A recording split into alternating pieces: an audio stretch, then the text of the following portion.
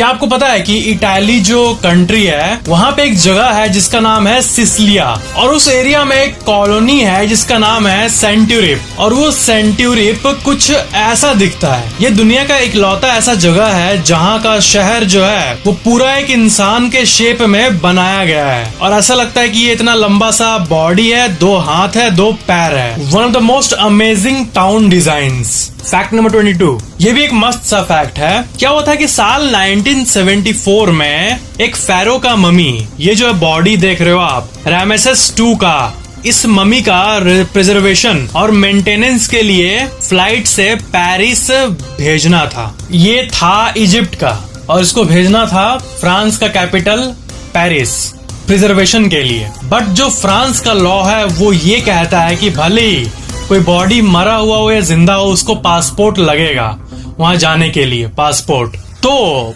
आपको पता है इजिप्शियन गवर्नमेंट आखिर में इस फेरो का एक पासपोर्ट भी बनाया। एज पर लॉ टेक्निकली चाहिए था, इसलिए गवर्नमेंट बना दिया इजिप्ट का इस फेरो का पासपोर्ट, और उस पासपोर्ट की मदद से इसको पेरिस ले गया। उस पासपोर्ट को आप यहाँ पे देख सकते हो। देखो यहाँ पे कंट्री कोड इजिप्ट लिखा हुआ है, पासपोर्ट नंबर लिखा हुआ है, फुल नेम लिखा हुआ है इतने पुराने जमाने का, और डेट ऑफ बर्थ देखो, ईयर लिखा हुआ है 1303 BC, और शुरू का जो डेट है ये है ही नहीं। प्लेस ऑफ बर्थ एग्जैक्टली पता नहीं था, nationality Egypt, male, date of issue जिस दिन किया गया था 1974 को, और एक्सपायरी भी है, और प्रोफेशन देखो किंग लिखा हुआ है, डिसीज्ड, मरा हुआ किंग, और नीचे लिखा हुआ है अरब रिपब्लिक ऑफ इजिप्ट। मस्त लॉ तो लॉ है। फैक्ट नंबर 21, जो समुद्र के लहरें होते हैं वो ऊपर से ऐसे दिखते हैं, ठीक है, लहर, बट कोई भी इंसान तो लहर के नीचे नहीं जा सकता, उसके लिए अंडर वाटर सूट और ये सब चाहिए होगा। बट मछलियां इजीली इस वंडरफुल व्यू को एक्सेस कर पाते हैं जो कि आपको एक वेव के नीचे मिलता है। This is the view of the under side of a wave. Fact number 20, एक बात बताऊं, जो आपका ये दिमाग है वो इतना ही दूर नहीं है। आपका जो ये स्पाइनल कॉर्ड है ना, जो रीढ़ का हड्डी, वो जो ऊपर से नीचे तक जा रहा है, वो पूरा आपका कॉन्शियसनेस होता है। मतलब दिमाग हो और स्पाइनल कॉर्ड का एक्टिव नहीं हो पार्ट्स, तो आप जैसे नॉर्मली फंक्शन कर पाते हो वैसा नहीं कर पाओगे। तो आपका जो कॉन्शियसनेस है, ह्यूमन ब्रेन, वो उसको पूरा देखो। ये होता है एक्चुअल ह्यूमन ब्रेन का पूरा सिस्टम। ये ब्रेन तो मेन पार्ट है ही, बट जो ये न्यूरॉन जो कि इसमें होता है और जो कनेक्शन जो कि स्पाइनल कॉर्ड में होता है वो बहुत जरूरी है, और ये फैक्ट बहुत अंडररेटेड और अननोन है लोगों से। इसलिए ना स्पाइनल कॉर्ड के चोट के बाद बहुत लोग ठीक से बोल नहीं पाते हैं। तो दिमाग पे तो चोट लगा नहीं है, स्पाइन में चोट लगा है, बट फिर भी कभी कभी लोग ऐसी घटना के बाद कुछ ठीक से बोल क्यों नहीं पाते हैं। कोई केस में वही बात है कि इसका जो स्पाइन का वो एरिया अफेक्टेड है जो कि इंपॉर्टेंट था और वो ब्रेन से कनेक्टेड था। तो आपका टोटल कॉन्शियसनेस ऐसा दिखता है जो कि आप अपने स्क्रीन पर देख रहे हो। Fact number 19, ऑर्थोसोमनिया। ये एक ऐसी कंडीशन है ना, इसको मैं एक्सप्लेन करता हूँ। आप रात को सोने गए और होता नहीं कि आपको पिछला नाइट या कोई भी नाइट आपको बहुत मस्त सा नींद आता है, तो आप सोचते हो कि आज भी वैसे सोऊंगा मस्त, तो दिमाग शांत करके सोने जाते हो। लेकिन आप इस बात को सोच रहे हो कि मेरे को अच्छा नींद मिलने वाला है, मेरे को अच्छा नींद मिलने वाला है, इस सोच के चलते ही आपको एक नॉर्मल से खराब नींद मिल जाता है। मतलब कि orthosomnia is a condition in which someone becomes so obsessed with getting a good night sleep that they actually lose sleep over it. ये होता है ऑर्थोसोमनिया। फैक्ट नंबर 18, ये बहुत ही मस्त फैक्ट है। आपने देखा होगा कि बहुत सारे टूथपेस्ट कंपनीज में डेंट यूज होता है, ठीक है, कोई भी डेंट, ऐसा मतलब डेंट बहुत कॉमन वर्ड है। तो ना स्पेस में अगर आप ब्रश करोगे अंतरिक्ष में, तो आपको आपके मुंह में जो फोम आएगा, और मतलब वहां पॉसिबल नहीं ना, वहां पे तो पानी भी ऐसे गिराओगे तो स्पेस में तैरने लगेगा। अंतरिक्ष यान में जो एस्ट्रोनॉट जाते हैं उनका कुछ ऐसा हालत होता है। तो ब्रश कैसे करते हैं वो लोग, अपने दांत को कैसे हेल्दी रखते हैं? तो इसके लिए नासा ने लिटरली नासा डेंट निकाला। इसे एस्ट्रोनॉट का टूथपेस्ट भी कहा जाता है, और ये नॉन फोमिंग है, इसमें ब्रश करते टाइम कोई फोम नहीं निकलता है, और ये इंजेस्टेबल है। अगर आपके पेट में चला भी गया, अगर ऐसे तो जाना नहीं चाहिए, उनको गाइडलाइन दिया जाता है कि आप ब्रश करके पेट में नहीं जाए, बट अगर चल भी गया तो कोई दिक्कत नहीं है, 0 रिस्क है। ये है नासा डेंट। आई होप ये फैक्ट बहुत यूनिक सा एक फैक्ट था। इसको स्पेस में डेंटल हाइजीन के लिए अभी एक्टिवली यूज किया जाता है, नासा डेंट। फैक्ट नंबर 17, आपको पता है ना कि चाय जो होता है वो मतलब उसका प्राइस, ठीक है, 1 केजी चाय अलग अलग कंपनी का मिलता है पैकेट में, ठीक है, उसको बनाते हो घर में। बट दुनिया का सबसे एक्सपेंसिव टी जो है ना वो चाइना का है, दा होंग पाओ।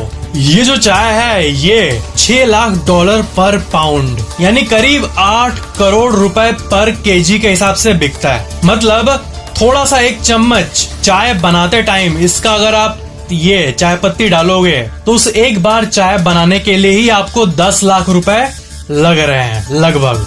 आप कहोगे इतना महंगा क्यों है ये मिंग डायनेस्टी पर डेट बैक करता है, पहले के जमाने से इसे बेचा जा रहा है। और इसका जो लीफ होता है ना उसको ऐसे माउंटेन पे उगाया जाता है जो कि 300 साल से भी ज्यादा पुराना होता है और ये आज भी बिकता है, इसलिए इतना महंगा है। इसको मतलब बहुत मेहनत लगती है, जिस तरह सोने का दाम महंगा है इसीलिए क्योंकि उसको निकालना आसान नहीं है। तो जो चीज आसान नहीं है उसके लिए ऑफ कोर्स ज्यादा पे करना ही होगा अगर उसको कोई पोजेस करना चाहता है तो। फैक्ट नंबर 16, देखो ये बहुत मस्त सा फैक्ट है टाइम डायलेशन के बारे में, बिल्कुल ध्यान से सुनना। बहुत पूरा लाइफ का एक मतलब जज्बात पलट देने वाला एक फैक्ट। अगर आप मान लो आप धरती छोड़कर 15 साल की उम्र में, ठीक है, मान लो आप 15 साल के हो और आप धरती छोड़ के स्पेस में गए near the speed of light, light के स्पीड से थोड़े कम स्पीड में ही आप बहुत दूर चल गए स्पेस में, और स्पेस में लाइट के स्पीड से जाके ही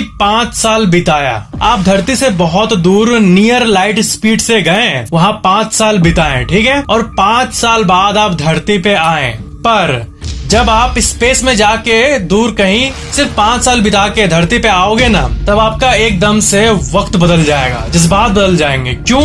क्योंकि आप नीचे देखोगे ना धरती को और किसी से पूछोगे कि ये कौन सा साल चल रहा है, विच ईयर इज दिस। मान लो 2021 में आप गए थे और 5 साल बाद मीन्स और 2026 में वापस आए, बट अगर धरती में आप किसी से पूछोगे कौन सा साल चल रहा है ये, तो आप तो 2026 में आए हो, बट ये प्लेनेट 2060 में चल रहा होगा, आप फ्यूचर में आ गए होंगे। और ये हुआ क्यों? क्योंकि आप गए थे एकदम बहुत स्पीड में, near the speed of light, इसीलिए। यस, इसी को टाइम डायलेशन कहते हैं, टाइम डायलेशन। आप 5 साल बाद आओगे तो आप 15 साल की उम्र में निकले थे तो आप 20 साल के ही हो गए, बट धरती में सब करीब 50-60 साल के हो रहे होंगे। आपका कोई दोस्त आप ही की उम्र का है, बट आप 5 साल लाइट के स्पीड से जाके वापस आओगे 5 साल बाद तो आप 15 से 20 हो गए, बट आपका वही दोस्त, स्कूल का दोस्त, बूढ़ा हो चुका होगा, 60 साल का हो चुका होगा। मस्त फैक्ट है। इसके ऊपर पूरा एक ब्रांच है, मतलब पूरा एक पढ़ाई होता है डेडिकेटेड डीप साइंस में, इसको टाइम डायलेशन कहते हैं। बट इंसान ऐसा कोई टेक्नोलॉजी निकाल नहीं पाया है, ऐसा कोई इंजन नहीं निकाल पाया है जिसपे आप बैठ के लाइट के स्पीड के नियर स्पीड पे जा सको। लाइट का स्पीड मतलब 3 लाख किलोमीटर पर सेकेंड, उतना स्पीड कैसे हो पाएगा? कोई टाइम ट्रेवल इसलिए आज तक नहीं कर पाया है, बट अगर कोई करने में कामयाब हो गया तब तो मजा आ जाएगा, या शायद नहीं आएगा, सब बूढ़े हो जाएंगे ना। फैक्ट नंबर 15, ग्लेना ड्यूरैम एक औरत थी जिसको अपने हस्बैंड के मर्डर के केस पे, एक एलिजेड केस पे मतलब रखा गया था। तो उसका बहुत घर में सर्च किया गया, तब उसके घर में ना एक तोता था बहुत दिनों से। पुलिस जब तोते के पास आए ना, उस तोता का नाम था बर्ड। वो तोता कुछ बोलने लगा, पता है क्या बोला वो? आप स्क्रीन पे देखो, वो बोलने लगा डोंट शूट, जैसे नहीं करते तोते बोलते हैं, तो वो डोंट शूट बोल रहा था। इसका मतलब शायद तोता जब उसकी वाइफ अब उसको मार रही होगी तब देखा होगा, इसलिए ये बोल रहा होगा डोंट शूट। और जब पुलिस आई तो तब भी तोता यही रिपीट कर रहा था। तो ऐसे कनेक्शन पाए पुलिस, बट फाइनली कोर्ट में इसको मान्य नहीं, मतलब इसको थोड़ी कोई विटनेस के रूप में ले सकते हैं हम लोग, क्योंकि ये तो एक जानवर है, बट फिर भी ये केस इंटरेस्टिंग था। फैक्ट नंबर 14, इस्तानबुल, ये जो शहर है ना, इसको आप म्यूजिक वीडियोस में सुने होंगे इस्तानबुल। तो इस्तानबुल ही एक ऐसा शहर है पूरी दुनिया में, पूरे विश्व में, जो कि पूरे दो अलग अलग कॉन्टिनेंट में बसा है। मतलब एक ऐसा शहर जो कि दो अलग अलग कॉन्टिनेंट में एग्जिस्ट करता है। Istanbul is the only city that is situated on two continents, Europe and Asia. तो यूरोप और एशिया देखो यहाँ पे डिवाइड होता है। तो इस्तांबुल, ये जो आप एरो देख रहे हो, यहीं पे है और ये यूरोप का सबसे मोस्ट पॉपुलेटेड सिटी भी है। बट अमेजिंग बात यह है कि ये विश्व का इकलौता ऐसा शहर है जो कि अलग अलग कॉन्टिनेंट पे है। मतलब एक ही नाम का शहर इस्तांबुल, यूरोपियन साइड में और एशियन साइड में। Fact number 13, Guinness book of world record, आपको पता है कि उसको तोड़ने के लिए कितने लोग लगे हुए हैं? कोई भी स्पेसिफिक रिकॉर्ड ले लो उसको तोड़ने के लिए, तो आप तो अलग अलग टाइप का अपना कारनामा दिखा के Guinness book of world record हासिल कर सकते हो। बट ये जो एक रिकॉर्ड नहीं है कि सबसे लॉन्गेस्ट टाइम अवेक, आप कितने देर तक बिना सोए रह सकते हो, तो क्या है कि बहुत लोग पूरे विश्व में मतलब हद ट्राई करने लगे, एकदम जग जग के ट्राई करने लगे, भले मर जाएंगे but Guinness book of world record लेके रहेंगे। तो finally Guinness book of world record इस स्पेसिफिक रिकॉर्ड को वैलिडेट करना बंद कर दिया, ये सोने वाला। और उसके बाद से सब लोग ट्राई भी मारना छोड़ दिए, क्योंकि आप लोग कितने भी देर जग ले, रिकॉर्ड तो मिलने नहीं वाला है, इसलिए अब कोई नहीं जगता इस रिकॉर्ड को तोड़ने के लिए। और ये अच्छा है नहीं जगता, क्योंकि इससे दुनिया भर के लोगों का हेल्थ खराब हो रहा था। तो Guinness book of world record के लोगों ने अच्छा किया। फैक्ट नंबर 12, जो मार्वल मूवीज देखते होंगे वो विजन को जानते ही होंगे, ऑफ कोर्स, सुन के गूज़बम्स आ गया होगा। तो पॉल बेटानी ये एक्ट किए थे विजन का और कर भी रहे हैं। तो एक मूवी प्रोड्यूसर ने इन्हें बोल दिया था बहुत पहले, एवेंजर्स के पहले, कि इनका करियर खत्म हो गया और ये हॉलीवुड में कोई काम के नहीं है। तो ये बात जब वो मीटिंग में सुने, उसके बाद वो बस एक जगह पे सनसेट देखते हुए जस्ट एक पार्क में बैठे हुए थे। तभी जॉस वेडन, जो कि एक बहुत बड़े मूवी प्रोड्यूसर थे, वो इनको कॉल किया और बोले क्या तुम विजन का रोल करोगे एज ऑफ अल्ट्रॉन में? और एज ऑफ अल्ट्रॉन को उन्हीं ने डायरेक्ट किया था। और उसके बाद की कहानी आप सबको पता है, मार्वल फैंस। फैक्ट नंबर 11, जो पहले के टेलीफोन लाइंस होते थे ना, वो मतलब गद्धड़, जैसे मेरा फेवरेट वर्ड है गद्धड़, वैसा होते थे। आजकल के टेलीफोन लाइंस इतने पतले पतले होते हैं, लैंडलाइन वाले। बट 1979 का जो ये टेलीफोन लाइन है, उसे आप देखो, इतने मोटे मोटे। आजकल का जो फाइबर ऑप्टिक्स केबल होता है, जिसपे एक एक जीबीपीएस का स्पीड का इंटरनेट आजकल अवेलेबल हो रहा है, वो भी इतना मोटा भी नहीं होता। और इसे देखो, सिर्फ बात करने के लिए, बिना डेटा का भी ऐसा था पहले। टेक्नोलॉजी कैसे इवॉल्व हुई है, बहुत गजब तरीके से। फैक्ट नंबर 10, ट्यूलिप जो ये फ्लावर होता है वो हॉलैंड में बहुत ज्यादा मात्रा में उगता है। तो जब ये पूरा एकदम जोरों शोरों पे होता है ना, जब वहाँ के किसान पूरा एक्टिव होते हैं, तब अगर ड्रोन से एक एरियल व्यू लिया जाए ट्यूलिप के फील्ड का हॉलैंड में, तब ये कुछ ऐसा दिखता है। ऐसा लग रहा है कि कागज से, क्रेयॉन से एक पेपर पे डिजाइन बना दिया गया है। ये जो ट्यूलिप फूल होता है ना, ये बहुत ब्राइट होता है। सिर्फ फोटो में ही नहीं, बल्कि आप ऊपर से देखोगे ना, तब भी आपको ऐसे ही एकदम नजर आएगा, क्योंकि वो बहुत, जब उस पर धूप पड़ता है तो बहुत ब्राइटली दिखता है। और ट्यूलिप फील्ड जो होता है हॉलैंड का, वो अपने बेस्ट काम के टाइम पे कुछ ऐसा दिखता है। फैक्ट नंबर 9, ये जो फैक्ट है, ये one of the best facts told by me है। तो रिसर्चर्स ने 3000 साल पुराने एक इजिप्शियन ममी का जो वोकल कॉर्ड है उसको रिक्रिएट किया मेडिकल सेंसर और 3D प्रिंटिंग से। और उनका जो गला का ये पार्ट होता है उसको इन्होंने रिक्रिएट किया इलेक्ट्रॉनिकली। और उनका बहुत सारा स्कैनिंग करके ये पता किया गया कि वो लोग उस जमाने में जब ये ममी बोलता था, इंसान था, तब कौन कौन सा वर्ड बोलते थे ये। तब ये पता चला कि उनका वोकल कॉर्ड एक स्पेसिफिक मूवमेंट में बार बार होता था। और वो वर्ड को जब डिकोड किया गया, तब पता चला कि वो वर्ड है बेड और बैड। इसका मतलब 3000 साल पहले भी बेड, मेरे लिप्स के मूवमेंट को देखो, बेड या फिर बैड, इसका जो मीनिंग है वो भले ही आज बेड या फिर गंदा, बैड, ये मीनिंग हो, बट उस टाइम और इससे भी पहले के टाइम में जब उन लोगों का एंशिएंट लैंग्वेज होता था, उनमें भी ये वर्ड था। और ये सब एक मम्मी के गले के, ये सब उनके गले के पूरे पार्ट को स्कैन करके पता चला। बेड, बैड, कोई भी वर्ड हो या नहीं हो पुराने जमाने में, बट बेड और बैड था, मे बी मीनिंग अलग था। फैक्ट नंबर 8, देखो ये जो फोटो है इसमें आपको दुनिया के जितने टाइप के जो एक आउल है ना, ये आपको देखने मिलेगा। ये देखो snowy owl, pad owl, great horn owl, और आप बाकी सब आउल्स को देख सकते हो। पता है मेरे को सबसे स्कैरी कौन सा लग रहा है, डरावना? ये लास्ट लाइन का थर्ड, ये अजीब दिख रहा है, भूत की तरह। फैक्ट नंबर 7, नीदरलैंड्स रोटरडैम में एक हाउस है बहुत यूनिक तरीके का। देखो क्यूब हाउस, इसको कहते हैं क्यूब हाउस, और ये कुछ ऐसा दिखता है। फैक्ट नंबर 6, इस दुनिया का सबसे ओल्डेस्ट बियर फैक्ट्री जो है वो इजिप्ट में ही है। और ये जो पीने अल्कोहल ये सब जो चलता है ना, ये सब आज से ही नहीं, या फिर कुछ साल, 100 साल, 500 साल पहले से नहीं, बल्कि बहुत पहले से ये चीजें चलती आ रही है। और दुनिया का सबसे ओल्डेस्ट बियर फैक्ट्री को आप देख सकते हो अपने स्क्रीन पे, 5000 साल पुराना एक बियर का फैक्ट्री।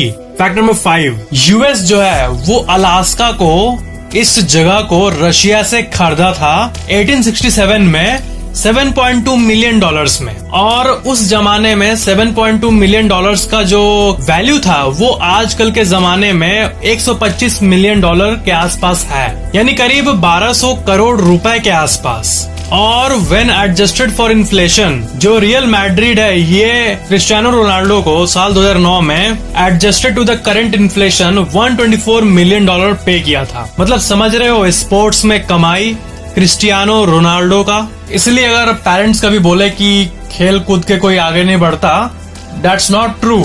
इंसान हर कुछ में ही आगे बढ़ सकता है। आजकल अगर दिमाग से काम किया जाए तो हर पैशन में ही कैरियर है। फैक्ट नंबर 4, बहुत सारे कंट्री का जो बैंक होता है ना उसको हैक करने का कोशिश किया जाता है। तो बांग्लादेश के बैंक सिस्टम में कुछ महीने पहले बिलियंस ऑफ डॉलर को फिलीपींस में मूव करने का ट्राई किया जा रहा था, ठीक है। और 4 रिक्वेस्ट जो कि $81 मिलियन का था वो अप्रूव हो भी गया था, बट 5th रिक्वेस्ट जो कि $20 मिलियन का था उसको ना हेल्ड अप कर दिया गया, क्योंकि जो हैकर्स थे वो एक गलती कर दिए थे। वो फाउंडेशन वर्ड को फाउंडेशन लिख दिए थे गलती से। और ड्यूट्स बैंक जो कि हैंडलिंग कर रहा था राउटिंग ऑफ द मनी को, जहां पे पैसा आ रहा था, उसने बांग्लादेश बैंक को कॉल किया और पूछा कि ये एक्चुअल में मतलब जैसे देश में जो ट्रांसफर होता है नॉर्मली वही हो रहा है ना ऑफिशियली, बट वो बताए नहीं ये हैकर्स कर रहे हैं। तो बाद में ये पता चला कि उन हैकर्स का प्लान था 7000 करोड़ लूटने का, मतलब बांग्लादेश से फिलीपींस ट्रांसफर करने का। और इसमें से 4 रिक्वेस्ट $81 मिलियन, इसका मतलब $320 मिलियन, इसका मतलब 2000 करोड़ ट्रांसफर हो भी गए थे, बट बाकी का 5000 करोड़ बच गया, क्योंकि मक्खन की तरह ट्रांसफर होते जा रहा था। बट बीच में जो होता है ना स्पेलिंग मैच होता है अकाउंट ट्रांसफर में, उस स्पेलिंग मैच में फाउंडेशन को फाउंडेशन लिख दिया था, इसीलिए आपको थोड़ा कॉम्प्लेक्स लग रहा होगा। बट देश के जो बैंक होते हैं उसमें हैकर्स एक देश से दूसरे देश के बैंक में ऐसा हैक करके ट्रांसफर करने का कोशिश करते रहते हैं, ऐसा न्यूज आते रहता है। बट ये $1 बिलियन का प्लान, 7000 करोड़ किसी देश से चोरी करना, किसी और देश में ले जाना, ये आज तक के सबसे बड़े प्लान्स में से एक था। और ये हैकर्स की, चोरों की एक स्पेलिंग मिस्टेक जो कि कंप्यूटर में हैक करते टाइम वो किए थे, उसके चलते रुक गया। फैक्ट नंबर 3, ब्लू मार्लिन मछली को देखो, इतने बड़े होते हैं, बट एक बेबी ब्लू मार्लिन जब छोटा होता है तब देखो आपका जो फिंगर है ना लिटरली उस पे ऐसा इतना छोटा अट जाएगा। और जब ये बड़ा होता है तब 800 किलोग्राम तक ही पहुंच जाता है, और एटलीस्ट 5 मीटर बड़ा तो होता ही है। ये सबसे अमेजिंग फिशेस में से एक है। फैक्ट नंबर 2, देखो ये बहुत ही एक इमोशनल सा पिक्चर है। नील आर्मस्ट्रॉन्ग का जो फैमिली है वो अपने डैड को चांद पे जाते हुए देख रहा है। ये एक बहुत कॉमन सा पिक्चर लगे आपको, बट ये जो पिक्चर है इसमें बहुत बड़ा इमोशन छुपा हुआ है। एक लड़का देख रहा है बाइनोकुलर से कि इनके पापा मून पे जा रहे हैं, नील आर्मस्ट्रॉन्ग मून पे जा रहे हैं। फैक्ट नंबर 1, तो सबसे मेन फैक्ट, ये जो आप मूवीज जब शुरू होता है बहुत सारा मूवी, तब आप देखोगे ये इंट्रो कोलंबिया पिक्चर्स का, इस कंपनी का ये इंट्रो है। तो इसमें जो ये लेडी आती है ना, ये ना आपको पता है फुल्ली एनिमेटेड नहीं है, ये एक्चुअल में जेनी जोसेफ है। और उस लोगों का बिहाइंड द सीन्स ये देखो, ये देखो स्टूडियो में पीछे पर्दा है और ये पोज बना के खड़ी है। और ये 1992 में शूट किया गया था और ये आज भी चल रहा है। माइकल डियास, इनको एक नया इंट्रो बनाने का जिम्मेदारी दिया गया था। तो ये कैथी एंडरसन के साथ काम करते थे और कैथी एंडरसन का एक कोवर्कर थी जेनी जोसेफ। और इनको पूछा गया कि क्या आप इंट्रो के लिए ऐसे मॉडल बन के शूट करना चाहोगी, और इनको क्या पता था कि इनका ये कितना बड़ा अपॉर्चुनिटी है। इन्होंने ऐसे ठीक है चलो करते हैं, और मस्त एक अपार्टमेंट में इसको शूट किया गया। तो जेनी जोसेफ ऐसे पोज लेके खड़ी हुई, शूट फिनिश्ड, इसको इंट्रो बनाया गया 1992 में। और ये अभी के टाइम पे one of the most famous intros है मूवीज के वर्ल्ड में, हर कोई लगभग इनको जानता है। और जेनी जोसेफ जो है उनकी मृत्यु अभी हाल ही में साल 2018 में 8 जनवरी को अनफॉर्चुनेटली हो गई। और जो आप यहाँ पे एक ओल्ड लेडी को देख रहे हो, ये 2018 की पिक है, ये वही है जो कि मूवी के इंट्रो में है। तो ये था इस फेमस इंट्रो के पीछे का एक बहुत ही इंटरेस्टिंग सा फैक्ट। वीडियो पसंद आया तो लाइक जरूर करना और शेयर भी जरूर कर देना।